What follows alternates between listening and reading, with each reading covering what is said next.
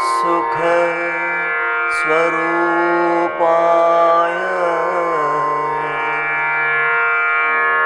स्वामिने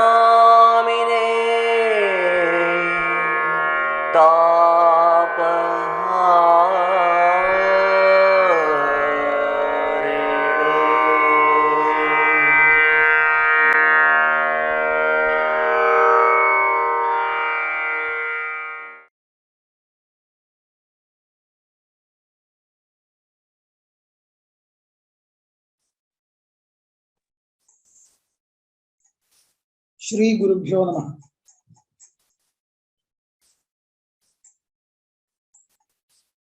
मया एतावत्पर्यन्तं यद्यदुक्तं तत्सर्वम् एकवारं संक्षिप्य वक्तुं शक्यते वा इति केनचित् सुहृदा पृष्टमस्ति, परन्तु तैः क्षन्तव्यं, यतोहि इदानीं पुनः संक्षिप्य तदेव यदि वक्तुम् आरभे तर्हि ग्रन्थव्याख्याने महान् विलम्बो भविष्यति। तस्मात् यदि संक्षेपेण श्रोतव्यं तर्हि पुनरपि तद् यद्यदुक्तं तत्सर्वं मुद्रितमस्ति इति कृत्वा पुनरपि ये श्रोतुमिच्छन्ति तैः श्रोतुं शक्यते इति विश्वासेन अहम् अग्रे अद्य ग्रन्थपङ्क्तीः किञ्चित् व्याख्यातुम् इच्छामि।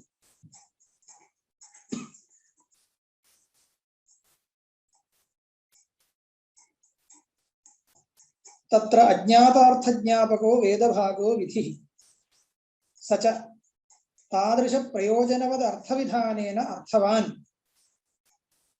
यादृशञ्चार्थं प्रमाणान्तरेण अप्राप्तं विधत्ते। तादृशप्रयोजन अर्थविधानेन अर्थवान् यादृशञ्चार्थं प्रमाणान्तरेण अप्राप्तं विधत्ते इत्यन्वयः। यादृशञ्चार्थं प्रमाणान्तरेण अप्राप्तं तादृशप्रयोजनवद् अर्थविधानेन अर्थवान् प्रयोजनवान् भवति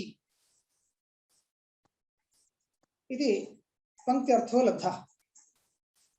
इदं च मया सूचितं विधिमन्त्रनामधेय निषेधार्थवादभेदेन यत् वेदस्य पाञ्चविध्यमुच्यते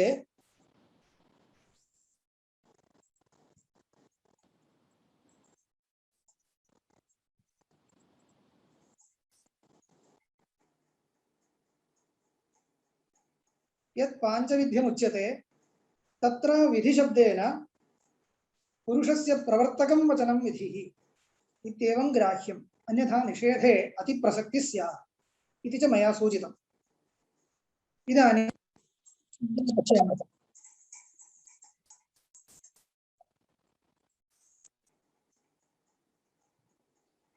यथा अग्निहोत्रं जुहुयात् स्वर्गकामः इति विधिः मानान्तरेण अप्राप्तं स्वर्गप्रयोजनवद् होमं विधत्ते।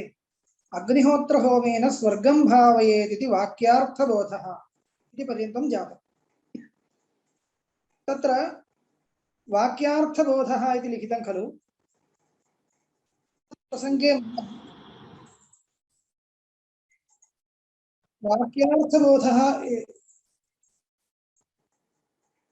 वाक्यार्थबोधः इति विषये किञ्चित् व्याख्यातमासीत्। शाब्दबोधग्रन्थाः अनेके तेषु ग्रन्थेषु किं क्रियते इति मया निरूपितमासीत्।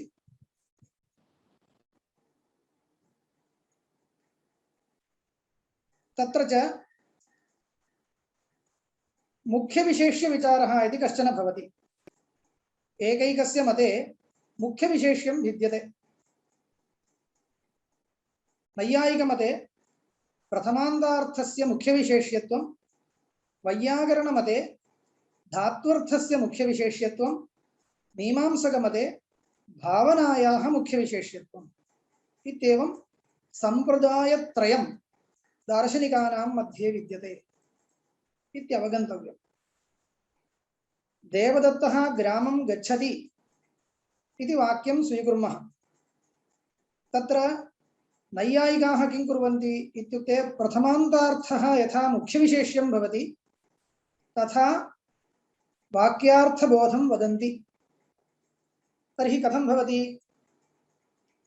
देवदत्तः ग्रामं गच्छति, तत्र प्रथमान्तपदं किं? देवदत्तः इति पदम्।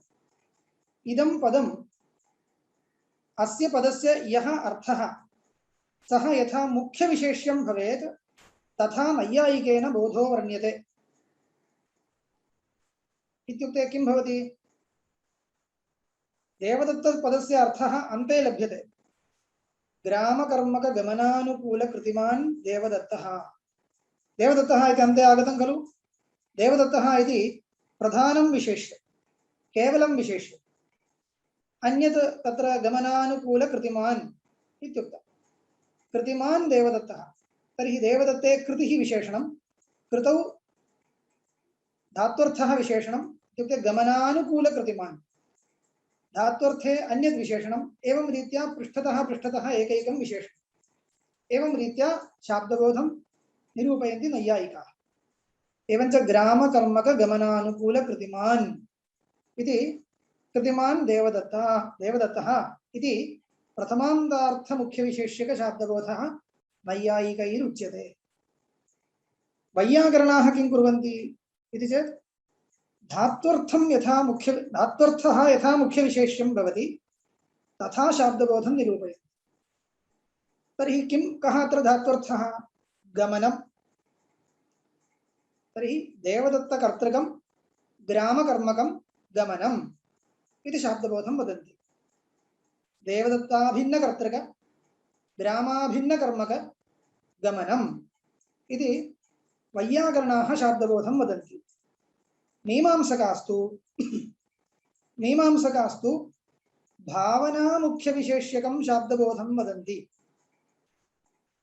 भावनामुख्यविशेष्यकशाब्दबोधो नाम कथं भवति? देवदत्तकर्तृक ग्रामकर्मक गमनानुकूलकृतिः इति वक्तव्यम्। भावना नाम कृतिरेव खलु, आर्थी भावना। आर्थी भावनैव।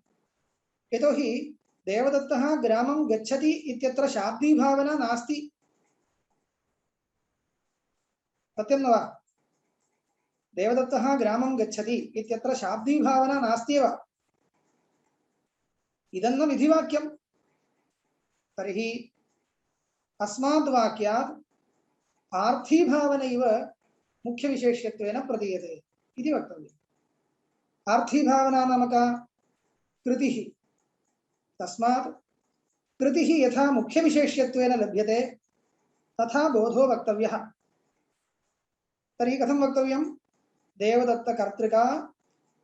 देवदत्तकर्तृका ग्रामकर्मक गमनानुकूला कृतिः इति वक्तव्यम्।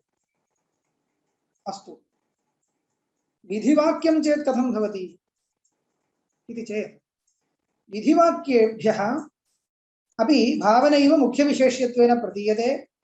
परन्तु विधिवाक्यं नाम विधिवाक्यात् शाब्दी भावना प्रतीयते। आर्थी भावना भी प्रतीयते, परन्तु शाब्दी भावना मुख्यविशेष्यत्वेन प्रतीयते इति मीमांसकानां प्राचीनानां मतम्। प्राचीनानां मतम् इति किमर्थम् उक्तम् इत्युक्ते मीमांसकेष्वपि नव्यप्राचीनभेदः वर्तते। नव्यमते सर्वत्रापि वाक्येषु आर्थी भावनैव मुख्यविशेष्या इति नव्यमते सिद्धान्तः।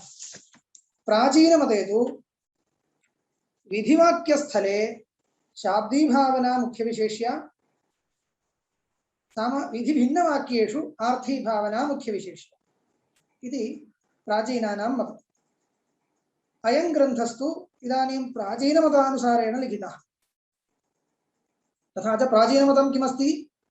विधिवाक्येभ्यः शाब्दी भावना मुख्यविशेष्यतया प्रतीयते इति। तादृशी प्रतीतिरेव अत्र इदानीम् उदाहृता। अग्निहोत्रहोमेन स्वर्गं भावयेत् इति। भावयेत् इति भावनायाः अनुकारः। तत्र भावयेत् इति प्रेरणा प्रतीयते। अग्निहोत्रहोमकरणक स्वर्गोद्देश्यक आर्थी भावना साधिका शाब्दी भावना इत्यर्थः तस्य सम्यक् जानन्तु शाब्दी भावनायाः साध्या भवति आर्थी भावना इदं सर्वं मया विस्तरेण उक्तं प्रेरणया प्रवृत्तिर्जायते इत्यर्थः तर्हि इयं शाब्दी भावना कीदृशी भवति अग्निहोत्रं जुहुयात् स्वर्गकामः इति वाक्यात् प्रतीयमाना शाब्दी भावना कीदृशी भवति इति चेत् अग्निहोत्रकरणक स्वर्गसाध्यक आर्थी भावना साधिका शाब्दी भावना भवति पुनः वदामि आर्थी भावनायाः अंशत्रयम् स्वर्गः उद्देश्यं यागः विधेयः करणं यत्किञ्चित् इति कर्तव्यता च भवति तर्हि यत्किञ्चित् इति कर्तव्यता इत्यपि योजनीयं यत्किञ्चित् इति कर्तव्यता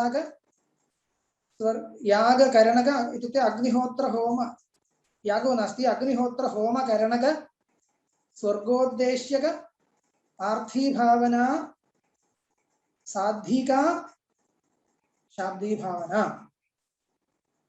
पुनः वदामि यत्किञ्चित् इति कर्तव्यता अथवा तत् त्यज्यतां युष्माकं श्रमो भवति अग्निहोत्र होम करणक स्वर्गोद्देश्यक आर्थी भावना अग्निहोत्रकरणिका स्वर्गोद्देश्यका या आर्थी भावना तादृशी आर्थी भावना साध्या यस्याः शाब्दी भावनायाः सा शाब्दी भावना अत्र प्रतीयते इदं समासं कृत्वा कथं वक्तव्यम् अग्निहोत्र होम करणक स्वर्गोद्देश्यक आर्थी भावना साधिका शाब्दी भावना इति वक्तव्यम् एतत् सर्वं शास्त्रीय रीतिः एवं रीत्या वक्तव्यम् इदं ये अवधारयितुं प्रभवन्ति ते अवधारयन्तु ये अवगन्तुं न प्रभवन्ति तेपि एतादृशरीत्या कथनम् अपेक्षते इति तु जानन्तु तदर्थं मया उक्तम् अग्निहोत्र होमेन स्वर्गं भावयेत् इति वाक्यार्थबोधः इति प्रदर्शितम् एतावता अयं विषयः समाप्तः इतः परं विधिवाक्यस्य त्रैविध्यं प्रदर्श्यते अस्मिन् ग्रन्थे विधिवाक्यानाम् अनेकविधः विभागः प्रदर्शितः अनेकरीत्या विभागाः प्रदर्शिताः प्रथमतः त्रिधा कश्चन विभागः प्रदर्शितः अनन्तरं पुनः चतुर्धा प्रकारान्तरेण विभागः प्रदर्शितः तदनन्तरं पुनरपि त्रिधा विभागः प्रदर्शितः एतत् सर्वमस्ति इदानीं प्रथमतः विधिवाक्यं त्रिधा विभज्यते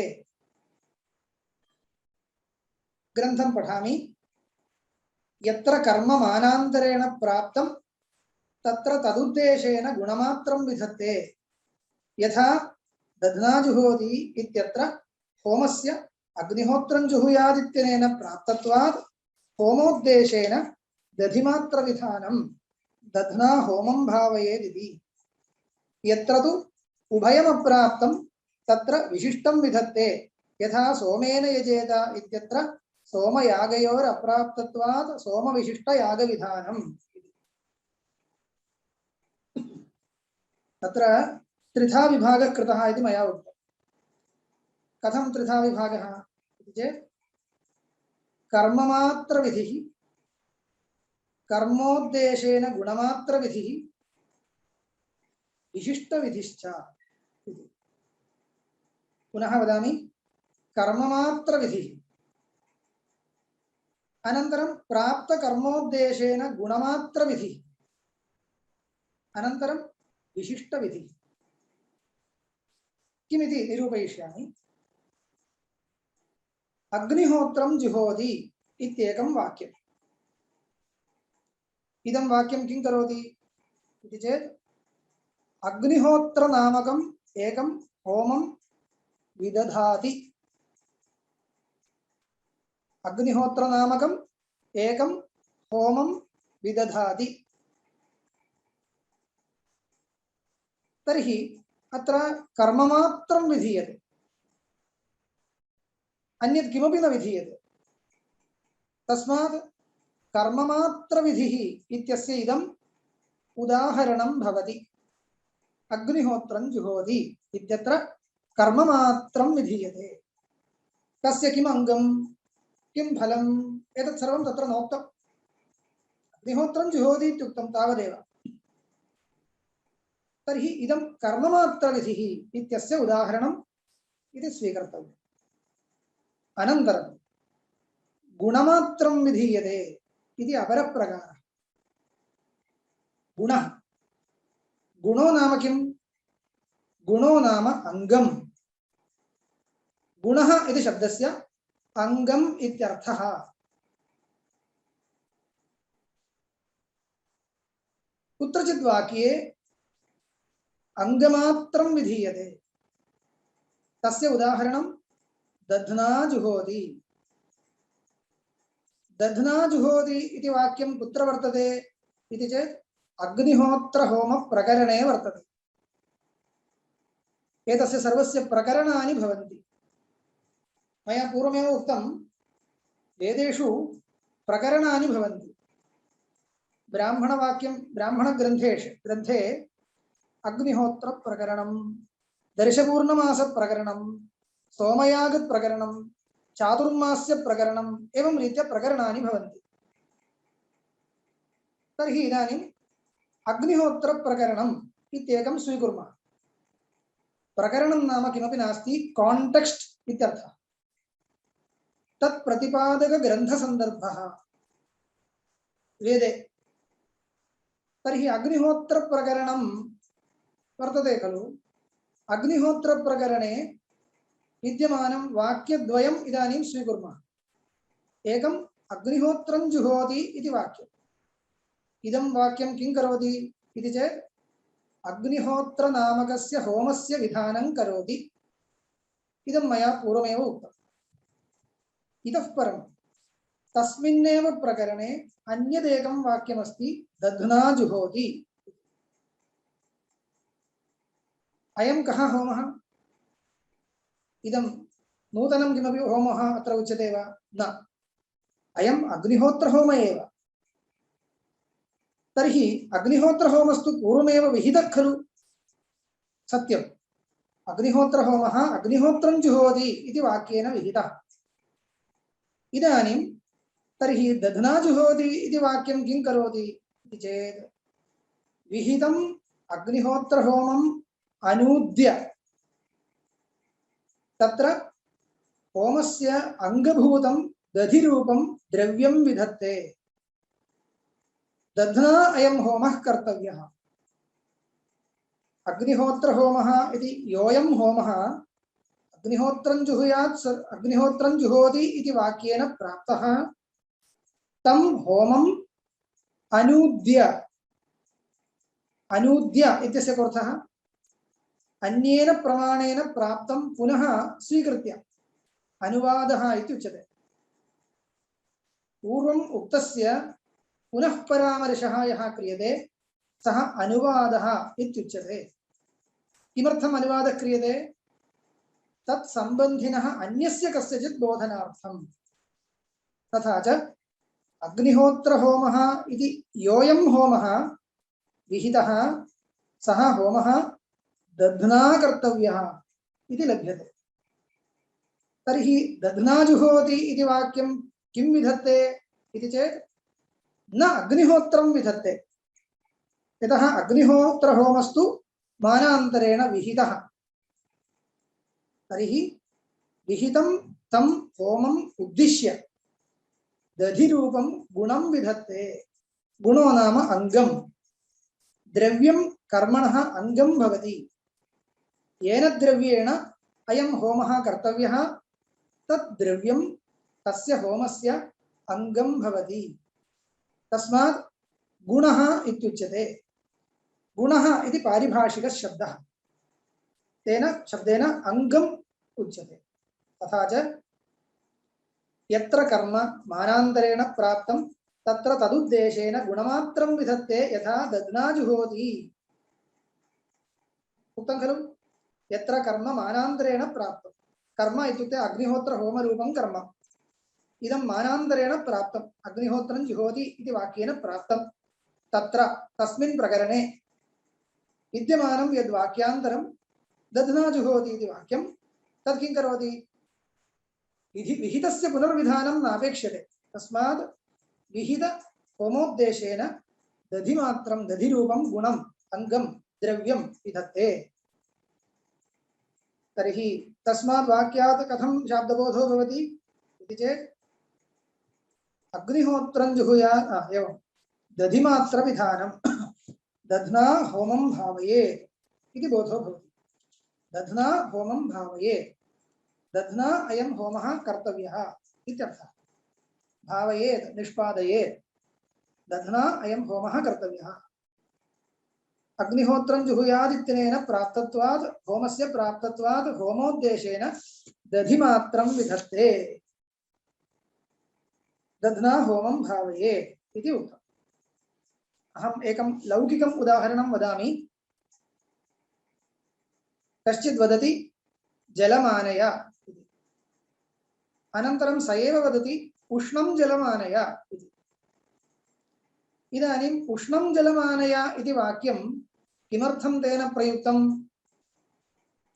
इति चेत् जलानयनविधानार्थं न यतोहि जलानयनं कर्तव्यम् इत्येतत् जलमानय इति प्रथमवाक्येनैव विहितमस्ति तस्य पुनर्विधानं नापेक्ष्यते तर्हि उष्णं जलमानय इति वाक्यं किमर्थं तेन प्रयुक्तम् इति चेत् जलमानय इति वाक्येन प्राप्तं जलानयनम् अनूद्य तत्र जले उष्णत्वम् इति विशेषणं बोधयति यत् जलम् आनेतव्यं त्वया तद् उष्णं भवेत् तर्हि तत् किं गुणमात्रविधानम्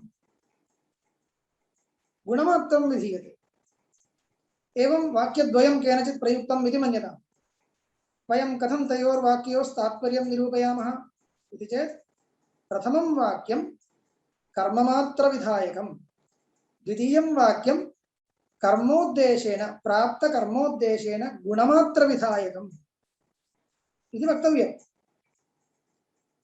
जलमानय इति वाक्यं जलानयनरूपकर्ममात्रविधायकम् उष्णं जलमानय इति वाक्यं तु प्राप्तकर्मोद्देशेन उष्णत्वरूपगुणमात्रविधायकम् इति वक्तव्यं न वा तद्वदेव अत्रापि निर्धारणं कर्तव्यम् इतः परं तृतीयः प्रकारः उभयविधानम् यस्मिन् प्रकरणे कर्मणः विधानार्थं गुणस्य विधानार्थं च प्रत्येकं वाक्यद्वयं नास्ति किन्तु एकेनैव वाक्येन उभयं स्वीकृतमस्ति तादृशस्थले विशिष्टविधानम् इति वक्तव्यम् यथा पूर्वोक्तलौकिक उदाहरणं पश्यन्तु तत्र मया कथं प्रतिपादितं वाक्यद्वयं प्रतिपादितं जलमानय इति प्रथमवाक्यम् उष्णं जलमानय इति द्वितीयं वाक्यम् इदानीम् अहं वदामि तत्र प्रथमवाक्यम् इति यदस्ति तद् नोक्तम् इति मन्यताम् उष्णं जलमानय इत्येव केनचित् उक्तम् तर्हि इदं वाक्यं कीदृशं भवति गुणविशिष्टकर्मविधायकं भवति यदा तत्र वाक्यद्वयं तेन प्रयुक्तं तर्हि अस्माभिः द्वयोर्वाक्ययोः विभज्य तात्पर्यं कथयामः वाक्यद्वयम् अस्ति किल यदा वाक्यद्वयम् अस्ति तर्हि द्वयोरपि वाक्ययोः विभज्य तात्पर्यं चिन्तयामः परन्तु यदा वाक्यद्वयं नास्ति तर्हि किं कुर्मः विद्यमानमेव वाक्यम् उभयं बोधयति इति स्वीकुर्मः परन्तु उभयं बोधयति इति तु कथं वक्तव्यं विशिष्टं बोधयति इति वक्तव्यम् उभयं प्रत्येकं बोधयति इति न किन्तु विशिष्टं बोधयति इति वक्तव्यम् उष्णं जलमानय इति इदमेव एकं वाक्यम् उष्णत्वरूपगुणविशिष्टजलानयनविधायकम् इति स्वीकर्तुं वयं शक्नुमः अद्वदेव यस्मिन् वैदिके प्रकरणे कर्मविधायकं गुणविधायकं च प्रत्येकं वाक्यद्वयं नास्ति, विद्यते च एकमेव वाक्यं, तत्र विद्यमानं तदेव वाक्यं विशिष्टं विधत्ते इति वक्तुं शक्नुमः। तस्य तु उदाहरणं सोमेन यजेत इति। ग्रन्थं पठामि। यत्र तु उभयमप्राप्तं तत्र विशिष्टं विधत्ते, यथा सोमेन यजेत इत्यत्र सोमयागयोरप्राप्तत्वात् सोमविशिष्टयागविधानम्। सोमयागः अस्माभिः सोमयागः सोमयागः इति उच्यते। वस्तुगत्या सोमयागः इति तस्य नाम न, नामधेयं किं? ज्योतिष्टोमयागः इति नामधेयम्। तस्य एकं प्रकरणमस्ति वेदे। ब्राह्मणग्रन्थेषु ज्योतिष्टोमयागस्य प्रकरणं विद्यते। तस्मिन् प्रकरणे ज्योतिष्टोमयागविधायकम् एकं वाक्यम्, अनन्तरं ज्योतिष्टोमयागस्य द्रव्यविधायकम् अपरं वाक्यम् इति प्रत्येकं वाक्यद्वयं नास्ति, किन्तु वर्तते सोमेन यजेत इति इदं वाक्यम्। तर्हि सोमेन यजेत इति इदं वाक्यमेव विशिष्टं विधीयते इति वक्तव्यम्। ज्योतिष्टोमयाग एव तत्र यजधातुना उच्यते, यतोहि ज्योतिष्टोमयागप्रकरणं किल तत्। यतः ज्योतिष्टोमयागस्य तत् प्रकरणं, तस्मात् तत्र विद्यमाने अस्मिन् वाक्ये सोमेन यजेत इति वाक्ये यजिधातुना कः यागः उच्यते?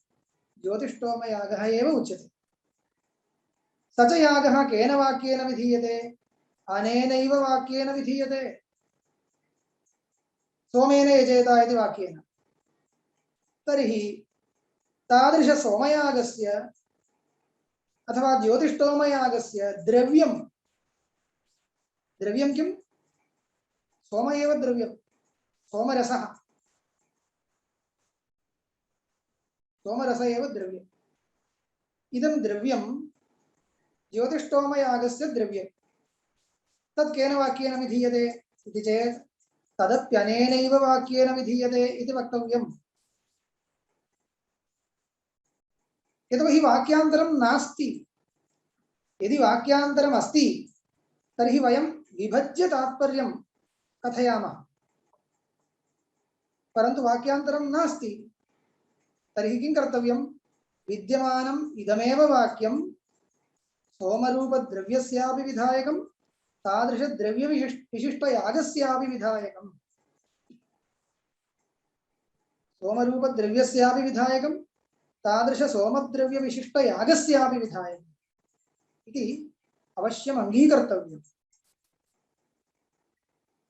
तदेव उच्यते यत्र तु उभयम् अप्राप्तम्, अप्राप्तं नाम अन्येन वाक्येन अप्राप्तं, तत्र तस्मिन् प्रकरणे विशिष्टं विधत्ते, यथा सोमेन यजेत इत्यत्र सोमयागयोरप्राप्तत्वात् सोमविशिष्टयागविधानम्।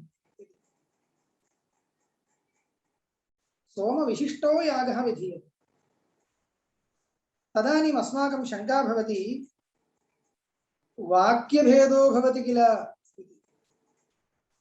वाक्यभेदो भवति किल, कथम् इयं शङ्का उत्थापनीया इति चेत्, अनेन वाक्येन न केवलं यागो विधीयते, अपि तु सोमरूपं द्रव्यं च विधीयते।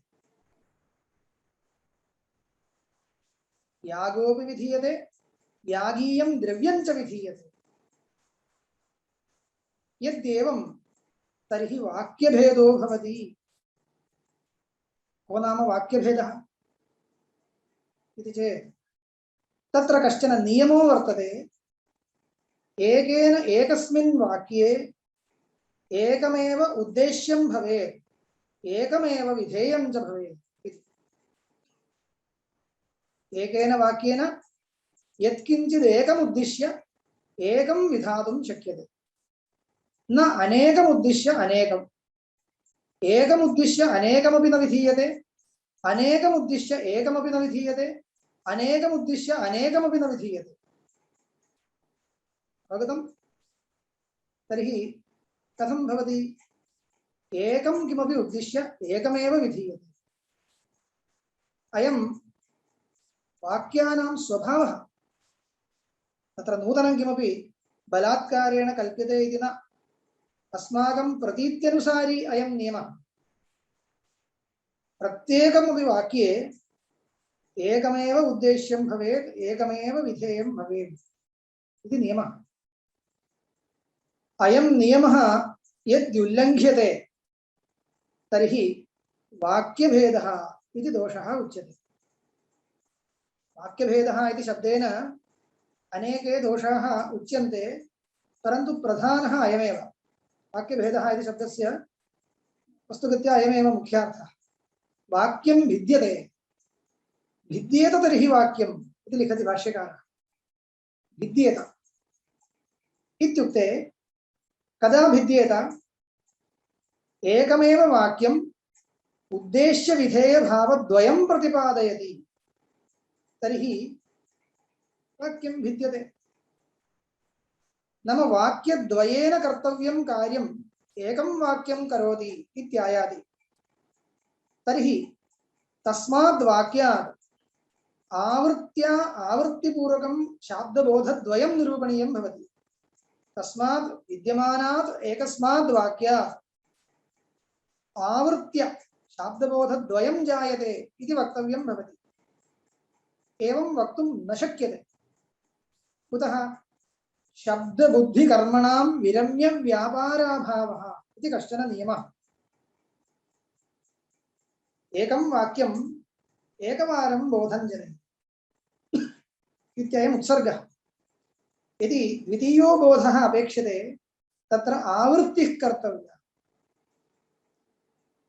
क्रियते कुत्रचित् क्रियते यथा कुत्रचित् काव्यवाक्ये श्लेषालङ्कारो भवति तर्हि अर्थद्वये तस्य तात्पर्यं भवति सर्वदो माधवप्रायात् यो गङ्गामदीधरत् तत्र इदमेव काव्यवाक्यं शिवपरमपि भवति विष्णुपरमपि भवति श्लेषकाव्यं तर्हि किं कर्तव्यम् इत्युक्ते अस्यैव वाक्यस्य आवृत्तिं कृत्वा बोधो वक्तव्यः तत्र तु वाक्यद्वय प्रतिपाद्यार्थस्य विवक्षा वर्तते सकृदुच्चरितेन पदेन अर्थद्वयं बुध्यताम् इति कवेरिच्छा वर्तते इति कवेरिच्छां पुरस्कृत्य वयं तदनुसारेण अर्थं वर्णयामः परन्तु तादृशी विवक्षा यत्र न भवति तत्र तु दोष एव वाक्यभेदः स्वभावतो न भवति तर्हि इदानीम् अस्माकं पुरतो विद्यमानम् इदं वाक्यं सोमेन यजेत इति वाक्यम् अनेन वाक्येन उभयं विधीयते इति भवता उच्यते सोमद्रव्यं यागोद्देशेन विधीयते यागश्च फलोद्देशेन विधीयते सोमयागः फलोद्देशेन विधीयते सोमयागोद्देशेन सोमरूपं द्रव्यं विधीयते इति खलु भवता उच्यते तर्हि ज्योतिष्टोमयागेन इष्टं भावयेत् फलं भावयेत् इति एको बोधः सोमद्रव्येण ज्योतिष्टोमयागं भावयेत् इत्यपरो बोधः इत्येवम् उद्देश्य विधेय भावापन्न बोधद्वयम् अस्माद् वाक्यात् जायते इति वक्तव्यमापतति फलोद्देशेन ज्योतिष्टोम यागोपि विधीयते यागोद्देशेन सोमद्रव्यं च विधीयते इत्येवम् उद्देश्य विधेय भावद्वय प्रतीतिः तर्हि वाक्यभेदो भवति किल इति शङ्का अस्याः शङ्कायाः समाधानम् अत्र वाक्यभेदो न भवति। कुतः विशिष्टं विधीयते। मया फलोद्देशेन सोमयागोऽपि विधीयते, ज्योतिष्टोमयागोऽपि विधीयते। ज्योतिष्टोमयागोद्देशेन सोमरूपं द्रव्यं च विधीयते इति नोक्तम्। किन्तु किमुक्तं? फलोद्देशेन सोमद्रव्यविशिष्टः ज्योतिष्टोमयागो विधीयते इत्युक्तम्। विशिष्टं विधीयते इति किल उक्तं, न तु प्रत्येकं विधीयते इति। तर्हि अस्माद् वाक्यात् यदा शाब्दबोधो भवति तस्मिन् शाब्दबोधे उद्देश्यं किम् इति चेत् फलम् उद्देश्यं, स्वर्गरूपं फलं। तदुद्दिश्य किं विधीयते? ज्योतिष्टोमयागः विधीयते। कीदृशो ज्योतिष्टोमयागः? सोमद्रव्यविशिष्टः यागः। सोमद्रव्यविशिष्टः यागो विधीयते। तर्हि सोमद्रव्यविशिष्टश्च यागः एकः। एवञ्च विधेयता कुत्र अस्ति इत्युक्ते प्रत्येकं यागे सोमे च नास्ति, किन्तु सोमविशिष्टे यागे वर्तते। विशिष्टं च एकम्। तस्मात् विशिष्टस्य एकत्वादेव एकमेव अत्र विधीयते, एकमेव उद्दिश्य एकमेव विधीयते इति वाक्यस्य स्वभावः अस्माभिः परिरक्षितो भवति। तस्मात् उक्तं सोमेन यजेत इत्यत्र सोमयागयोरप्राप्तत्वात् सोमविशिष्टयागविधानम्। कथं लिखितं पश्यतु। सोमयागयोरप्राप्तत्वात् सोमयागयोर्विधानम् इति नोक्तम्। सोमयागयोर्विधानं चेत् द्वयोर्विधानं भवति, वाक्यभेदस्य तथा न, किन्तु सोमविशिष्टस्य यागस्य विधानम् इत्युक्तम्। तदानीं शङ्का भवति, सोमविशिष्टो यागः इत्ययमर्थः कथं भवता लब्धः? सोमविशिष्टस्य यागस्य प्रतिपादकं पदं किमस्ति? सोमपदं पृथगस्ति, यागपदं पृथगस्ति। सोमविशिष्टो यागः इति कथम् अर्थो लब्धः इति शङ्का भवति। तदानीं समाधानं वक्तव्यम्, अन्वयबलात् लभ्यते इति। कथम् अन्वयः कर्तव्यः इत्युक्ते सोमपदार्थस्य यागे अन्वयः कर्तव्यः, अभेदान्वयः कर्तव्यः। सोमद्रव्यविशिष्टो यागः इति।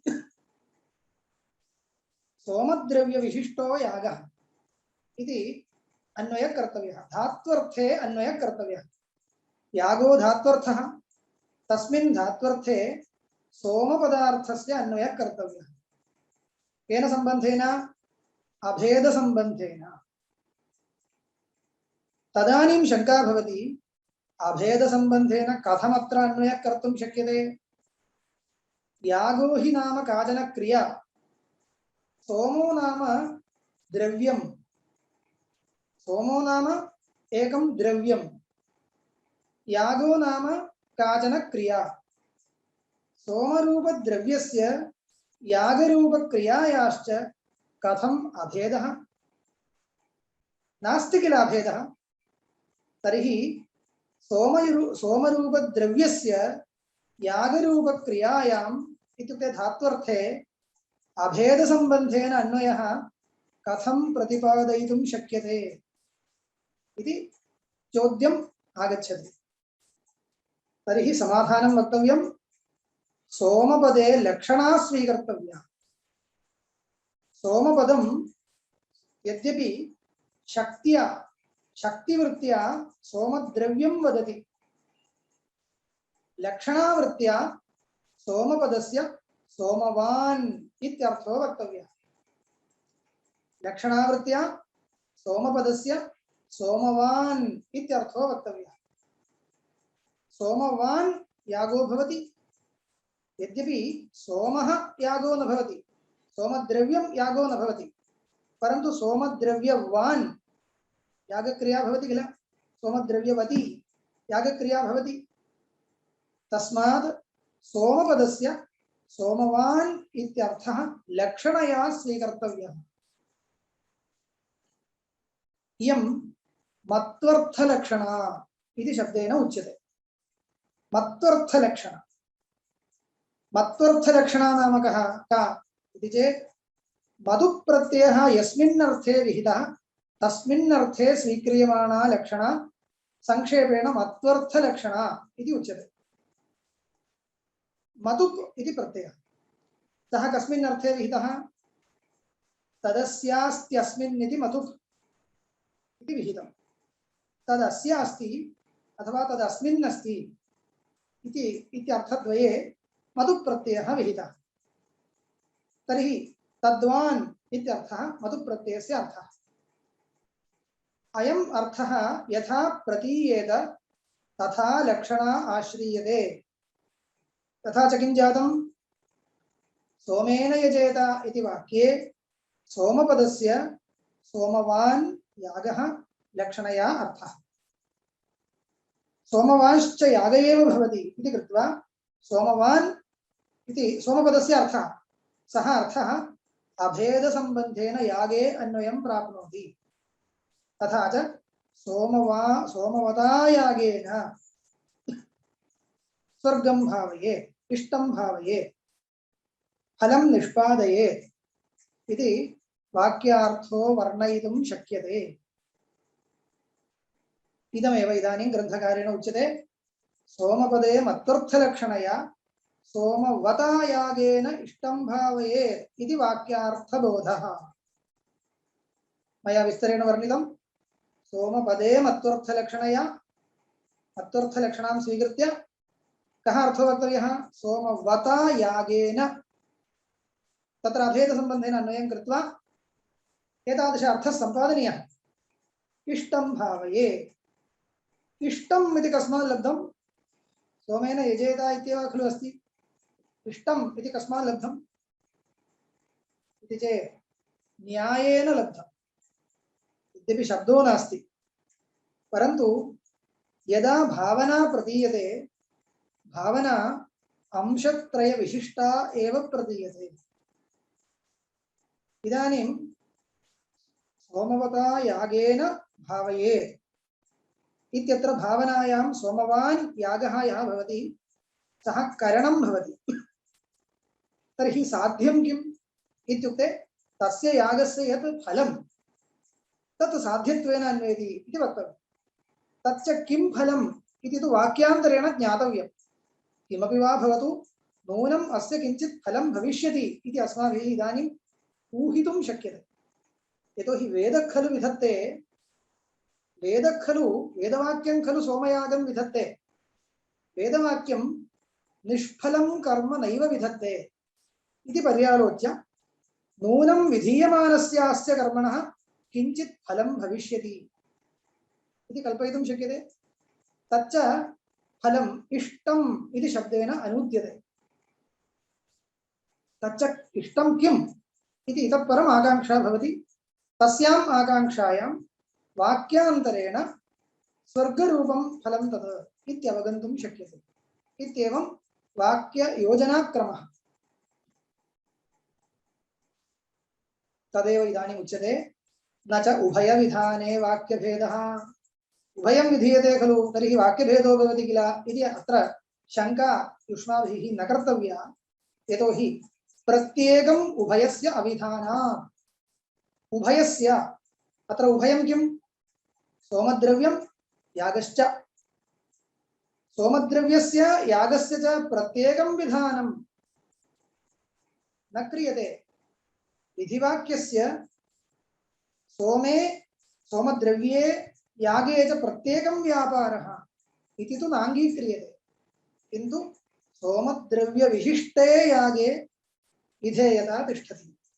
तस्मात् प्रत्येकम् उभयस्य विधानम् अत्र नाङ्गीक्रियते। किन्तु विशिष्टस्यैव विधानात्। विशिष्टं च एकं। तस्मात् एकम् उद्दिश्य एकं विधीयते इति नियमः अस्माभिः परिपालितो वर्तते। तस्मात् अत्र वाक्यभेदो नास्ति। इति निरूपितम्। तदुपरि अन्या काचन शङ्का। पश्यन्तु, इतः परम् एवमेव ग्रन्थः गच्छति वाक्यार्थनिरूपणरीत्या। शङ्कां कृत्वा तत्र उत्तरम् आनेतव्यम्। एवमेव अस्माकं सर्वेपि ग्रन्थाः भवन्ति। एवं ग्रन्थव्याख्यानक्रमः सर्वैः अभ्यसनीयः। उपर्युपरि शङ्कां कृत्वा यदा उत्तरम् उच्यते तदा अस्माकं बुद्धिः क्षीणा न भवेत्। बुद्धेः तादृशं सामर्थ्यं सम्पादनीयम्। न च ज्योतिष्टोमेन स्वर्गकामो यजेत इति विधिप्राप्तयागोद्देशेन सोमरूपगुणविधानमेवास्तु सोमेन यागं भावयेदिति किं मत्वर्थलक्षणया इति वाक्यम्। कश्चन शङ्काम् उत्थापयति। भवता इदानीं सोमपदे मत्वर्थलक्षणां स्वीकृत्य वाक्यार्थो वर्णितः, तदयुक्तम्। कुतः अयुक्तं? लक्षणा कुत्रापि न स्वीकर्तव्या वा इति चेत् लक्षणां स्वीकृत्य वाक्यार्थो वक्तुं शक्यते यदि अन्या गतिर्नास्ति। मुख्यार्थमादाय वाक्यार्थवर्णन संभवे लक्षणावृत्तिमादाय वाक्यार्थवर्णनम् अयुक्तम् इति तु सर्वैरङ्गीक्रियते। सत्यं, मयापि अङ्गीक्रियते। मया तु गत्यन्तराभावादेव मत्वर्थलक्षणा स्वीकृता इत्युक्तं किल इति चेत् न, अत्र अस्ति गत्यन्तरम्। किं तद् गत्यन्तरम् इति चेत् अस्माकं किम् अपेक्षते इदानीं? सोमयागोऽपि विधातव्यः, यागोद्देशेन द्रव्यमपि विधातव्यम्। यागोऽपि विधातव्यः, यागोद्देशेन द्रव्यं च विधातव्यम्। एतदर्थं वाक्यद्वयं नास्ति किल? वाक्यद्वयं नास्ति किल? अस्ति चेत् वयं तथा करिष्यामः। परन्तु वाक्यद्वयं नास्ति इति कृत्वा अगत्य अनेन सोमेन यजेत इति वाक्येनैव उभयं प्रापणीयमस्ति। उभयं प्रत्येकं यदि विधीयते तर्हि वाक्यभेदो भवति। तस्मात् विशिष्टम् एकं विधीयते इति वक्तव्यं। विशिष्टं विधीयते इति वक्तुं विशिष्टपदार्थः कथं लभ्यते इति वक्तव्यं। तदर्थम् अन्वयः वक्तव्यः। अन्वयं वक्तुं लक्षणा अपेक्षते। तर्हि लक्षणां विना कथम् अत्र वाक्यार्थबोधः इति चेत् सः वदति तथा न। अत्र वाक्यद्वयम् अस्ति एव।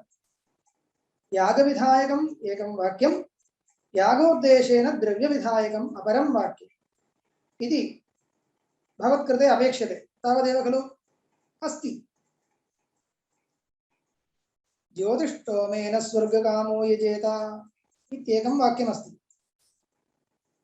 इदं वाक्यं यागविधायकम् इति स्वीकुर्वन्तु। तत्र नामधेयमपि श्रुतं।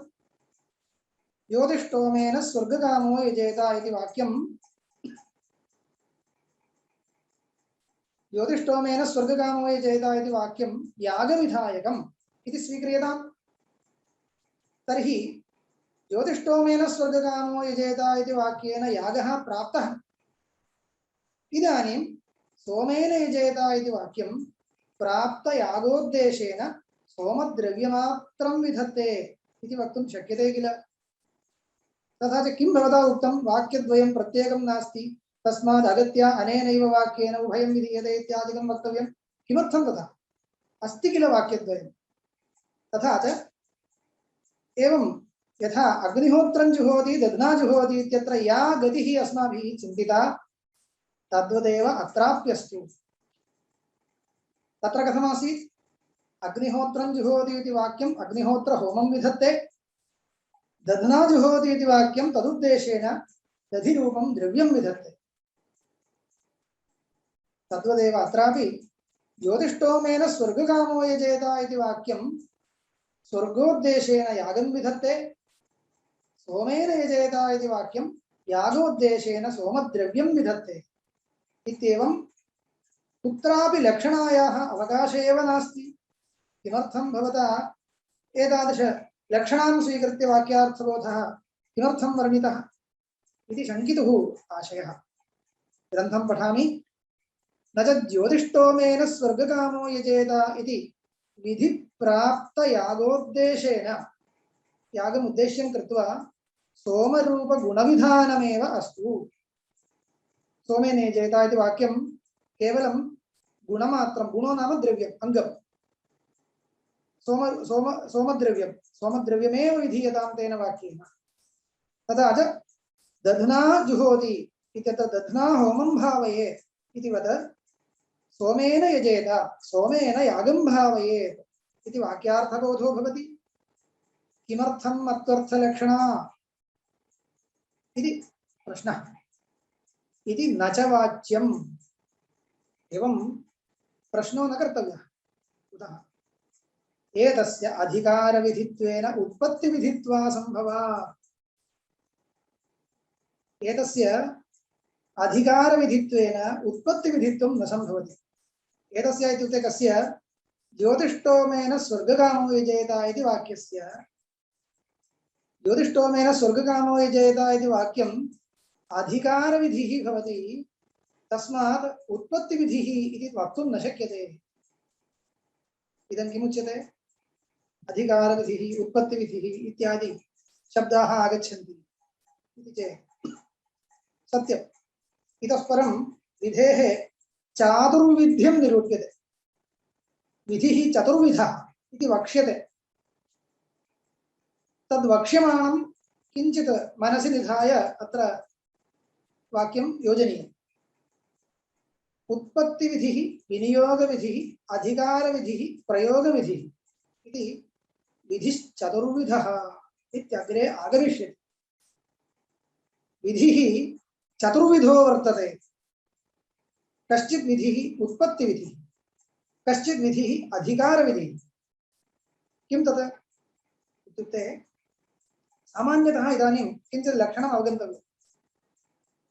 यद्वाक्यं कर्मस्वरूपं बोधयति तद्वाक्यम् उत्पत्तिविधिः। यद्वाक्यं कर्मस्वरूपं बोधयति तद्वाक्यम् उत्पत्तिविधिः इत्युच्यते। तस्मिन् विषये इतः परं विस्तरेण वदिष्यामि।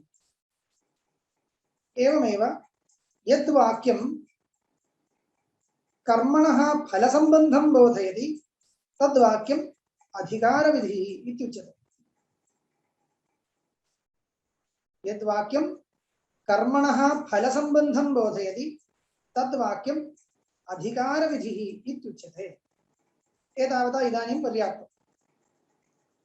तर्हि अत्र सिद्धान्ती किं वदति?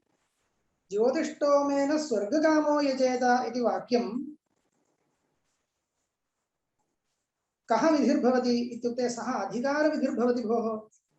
कुतः? अधिकारविधिर्नाम कः? यद्विधिवाक्यं कर्मणः फलसम्बन्धं बोधयति तदेव अधिकारविधिः इत्युच्यते। ज्योतिष्टोमेन स्वर्गकामो यजेत इति वाक्यं ज्योतिष्टोमयागस्य स्वर्गरूपफलसम्बन्धं बोधयति किल? बोधयति। इदं कथं बोधयति इति मया पूर्वम् एकवारं प्रतिपादितं। स्वर्गकामः इति पदस्य स्वर्गे लक्षणा भवति। तथा च स्वर्गं भावयेत्, ज्योतिष्टोमयागेन स्वर्गं भावयेत् तत्र वाक्यार्थबोधो भवति। इदं वाक्यं किमर्थमागतम् इत्युक्ते कर्मणः फलसम्बन्धं बोधयितुम् आगतम् इति निश्चितमस्ति। तर्हि ज्योतिष्टोमेन स्वर्गकामो यजेत इति वाक्यम् अधिकारविधिवाक्यम्। तद्वाक्यम् अधिकारविधिः इति कृत्वा उत्पत्तिविधित्वं तस्य न वक्तुं शक्यते। उत्पत्तिविधिर्नाम कः? कर्मस्वरूपबोधको विधिः उत्पत्तिविधिः। तर्हि उत्पत्तिविधिः अन्यो वक्तव्यः। इदं तु अधिकारविधिवाक्यं खलु। तर्हि उत्पत्तिविधिः कः इति शङ्का भवति। तर्हि किं कर्तव्यम्? अन्यदेकं वाक्यं वक्तव्यम्। तस्मात् उत्पत्तिविधिवाक्यं किम् इति पृष्टे सोमेन यजेत इति इदमेव उत्पत्तिविधिवाक्यम् इति वक्तव्यम्। एवञ्च सोमेन यजेत इति वाक्यम् उत्पत्तिविधिवाक्यम् इति वक्तव्यम् इत्यस्य कोऽर्थः? कर्मस्वरूपबोधकम् इति वक्तव्यम् इत्यर्थः। तर्हि सोमेन यजेत इति वाक्ये कर्मस्वरूपं विधीयते वाक्येन विहितस्य तस्य कर्मणः फलसम्बन्धं बोधयति ज्योतिष्टोमेन स्वर्गकामो यजेत इति वाक्यम्। तथा च इदानीं वाक्यद्वयस्यापि कार्यं लब्धं। सोमेन यजेत इति वाक्यं प्रथमतः कर्मस्वरूपं बोधयति, अनन्तरं ज्योतिष्टोमेन स्वर्गकामो यजेत इति वाक्यं सोमयागस्य फलसम्बन्धं बोधयति। तथा च सोमेन यजेत इति वाक्यम् उत्पत्तिविधिः, ज्योतिष्टोमेन स्वर्गकामो यजेत इति वाक्यम् अधिकारविधिः इति विविच्य वक्तव्यम्। एवं स्थिते सोमेन यजेत इति वाक्यस्य कर्मस्वरूपविधायकत्वम् अवश्यं वक्तव्यम् इत्यागतं किल। तेन सह कर्मणः द्रव्यविधायकत्वं च इति वक्तव्यम्।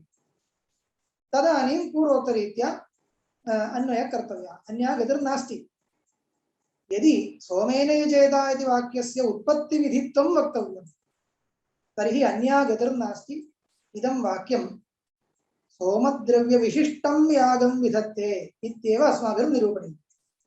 केवलं यागं विधत्ते इति न, केवलं द्रव्यं विधत्ते इत्यपि न, किन्तु द्रव्यविशिष्टं यागं विधत्ते। द्रव्यविशिष्टो यागः इत्ययमर्थः कथं लभ्यते इत्युक्ते लक्षणां स्वीकृत्य। तदर्थं सोमपदे मत्वर्थलक्षणा स्वीकर्तव्या। तस्मात् सोमपदे मत्वर्थलक्षणाम् अस्वीकृत्य अत्र वाक्यार्थो योजयितुं न शक्यते। कुतो न शक्यते इत्युक्ते ज्योतिष्टोमेन स्वर्गकामो यजेत इति वाक्यम् उत्पत्तिविधिर्न, तत् केवलम् अधिकारविधि। सोमेन यजेत इति वाक्यम् अधिकारविधिर्न, केवलम् उत्पत्तिविधि। तस्मात् इयमेव रीतिः अनुसर्तुं शक्यते। तदानीं पूर्वपक्षी पृच्छति, एकमेव वाक्यम् उत्पत्तिविधिरपि भवति अधिकारविधिरपि भवति इत्युच्यते चेत् कोऽपि दोषोऽस्ति वा? एकमेव वाक्यं कर्मणः स्वरूपं च बोधयति, कर्मणः फलसम्बन्धं च बोधयति इत्युच्यताम्। तथा च एकस्यैव वाक्यस्य उत्पत्तिविधित्वम् अधिकारविधित्वं च वक्तुं शक्यते। एवं कथनेन किं प्रयोजनम् इति चेत् ज्योतिष्टोमेन स्वर्गकामो यजेत इति वाक्यं कर्मणः स्वरूपं च बोधयति, कर्मणः फलसम्बन्धं च बोधयति इत्युच्यताम्। तथा च ज्योतिष्टोमेन स्वर्गकामो यजेत इति वाक्यम् उत्पत्तिविधिरपि भवति, सोमयागस्य अधिकारविधिरपि भवति इति कुतो नोच्यते? तेन को लाभः इति चेत् ज्योतिष्टोमेन स्वर्गकामो यजेत इति वाक्यादेव कर्मस्वरूपमपि प्राप्तं, कर्मणः फलसम्बन्धोऽपि प्राप्तः। इदानीं सोमेन यजेत इति वाक्यस्य महल् लाघवं जातम्। यतोहि सोमेन यजेत इति वाक्यम् इदानीं केवलं प्राप्तकर्मोद्देशेन द्रव्यमात्रविधायकम् इति निरूपयितुं शक्यते। तथा च सोमेन यजेत इति वाक्ये विशिष्टविधानं नापेक्ष्यते। तथा च विध्यर्थं मत्वर्थलक्षणापि नापेक्ष्यते इति पृच्छति। एवञ्च प्रष्टुः अन्ततो गत्वा आशयकः इति चेत् एकमेव विधिवाक्यम् उत्पत्तिविधिरपि भवति अधिकारविधिरपि भवति इति स्वीक्रियताम् इति। एवं कुत्रापि अस्ति वा इति चेत् अस्ति। इदम् अप्रसिद्धं न। उद्भिदा यजेत पशुकामः इत्येकं वाक्यम्। उद्भिदा यजेत पशुकामः इति वाक्यम्। इदं वाक्यं किं करोति इति पृष्टे कार्यद्वयं करोति। उद्भित्संज्ञकं यागं च विधत्ते, यागस्य फलसम्बन्धं च विधत्ते। तथा च उद्भिदा यजेत पशुकामः इति वाक्यम् उद्भित्संज्ञकम् एकं यागं बोधयति यागस्य पशुरूपं फलं च बोधयति इति कृत्वा इदं वाक्यम् उत्पत्तिविधिरपि भवति अधिकारविधिरपि भवति इति मीमांसकैः अङ्गीकृतम्। एवञ्च तत्र अप्रसिद्धम् इति न, एकेन वाक्येन कार्यद्वयं कर्तुं शक्यते। तद्वदेव ज्योतिष्टोमेन स्वर्गकामो यजेत इति इदं वाक्यमपि ज्योतिष्टोम यागमपि विधत्ते यागस्य फलसम्बन्धं च बोधयति। तर्हि तत्र वाक्यभेदो भवति खलु इत्युक्ते वाक्यभेदो न भवति, एतावता वाक्यभेदो भवति इति न। यतोहि वाक्यभेदस्तु कदा स्यात् उभयस्यापि विधेयकोटौ प्रवेशे सत्येव वाक्यभेदो भवति। तथा तु नास्ति।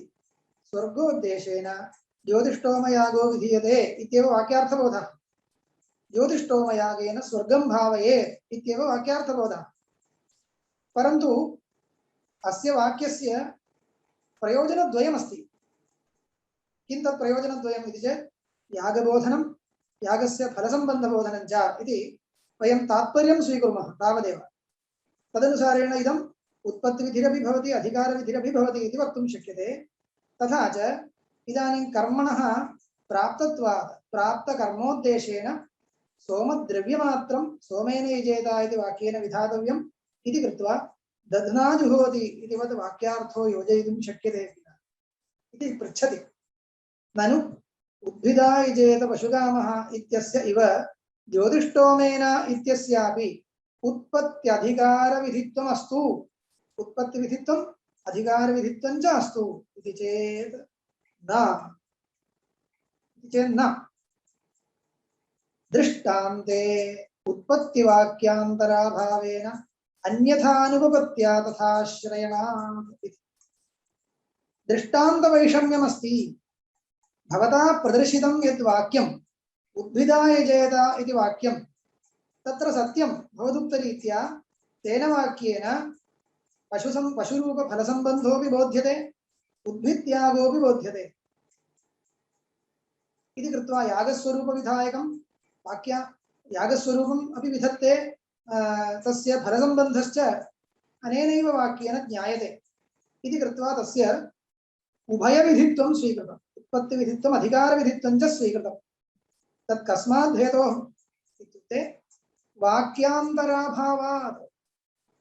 तत्र वाक्यान्तरं नास्ति, तस्मात् अनेनैव वाक्येन सर्वं कर्तव्यम्।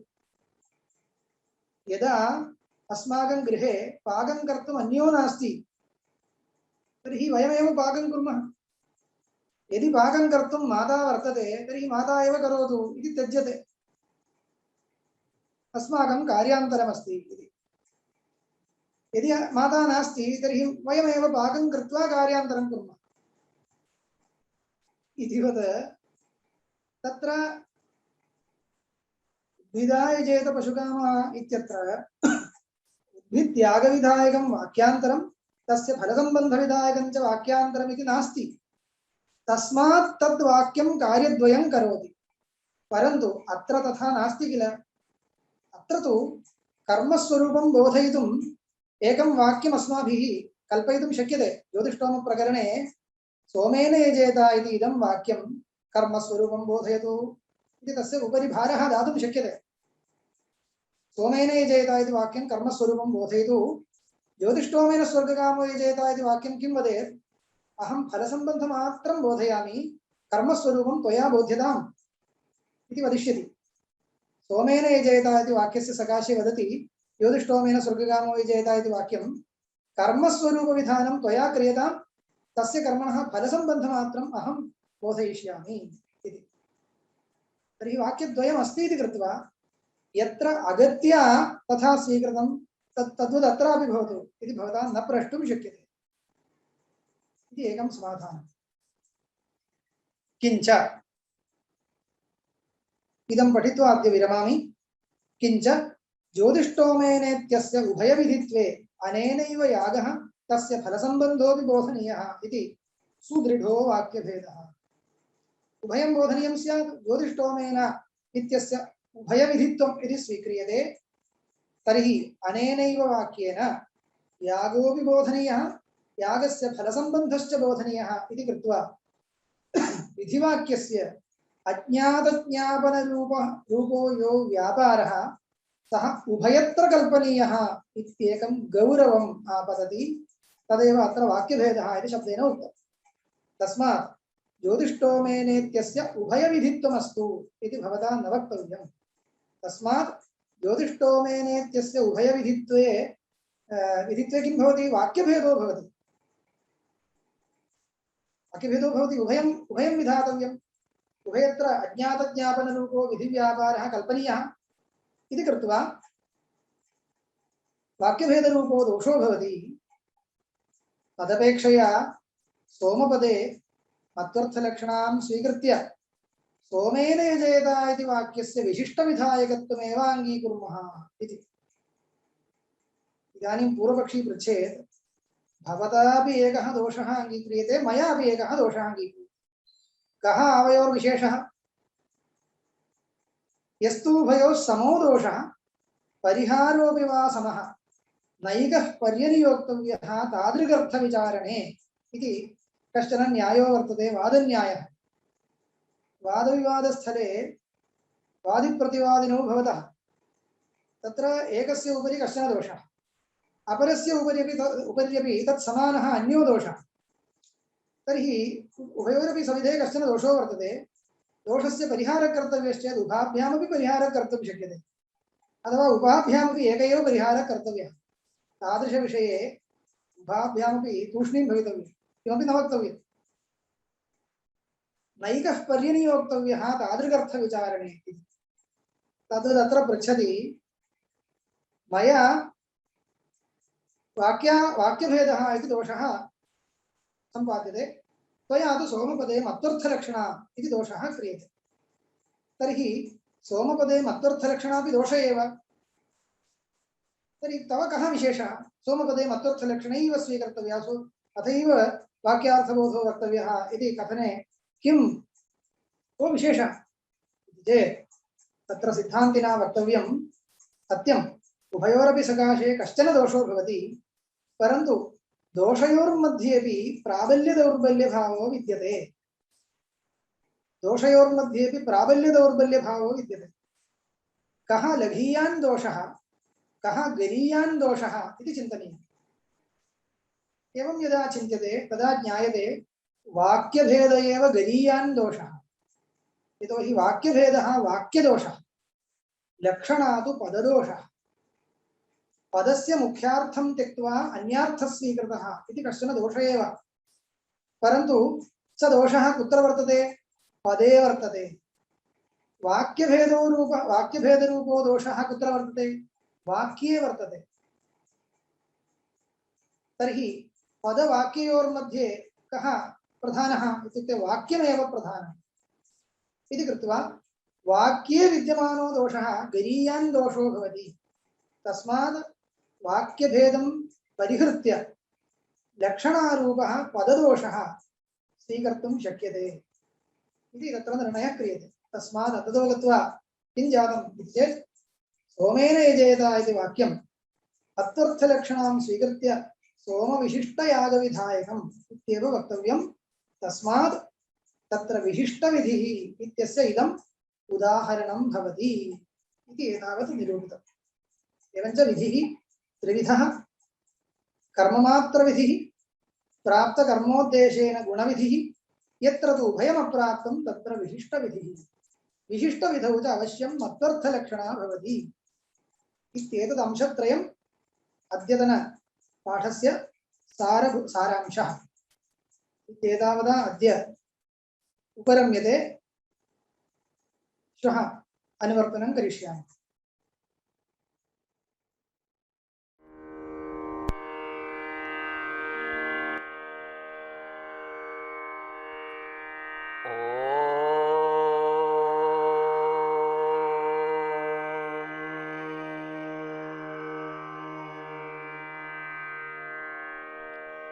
स्थापकाय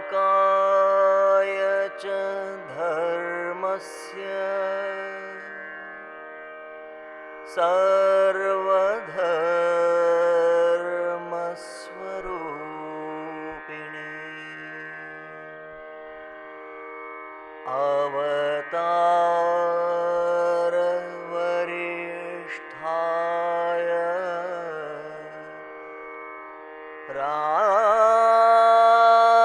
रामकृष्णाय